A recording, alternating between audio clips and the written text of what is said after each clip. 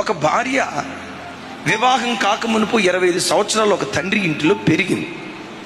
వివాహ వ్యవస్థ ద్వారా పేగుబంధాన్ని తెంచుకొని పుట్టిన గడ్డను విడిచిపెట్టి, తల్లిని తండ్రిని విడిచిపెట్టి, ముక్కు ముఖం ఎరగని పురుషుని దగ్గరికి వివాహం అనే ఆ ఒక్క బంధం ద్వారా జీవితాంతం ఈ భర్తతో కాపురం చేయాలని కుటుంబాన్ని విడిచిపెట్టి వస్తుంది.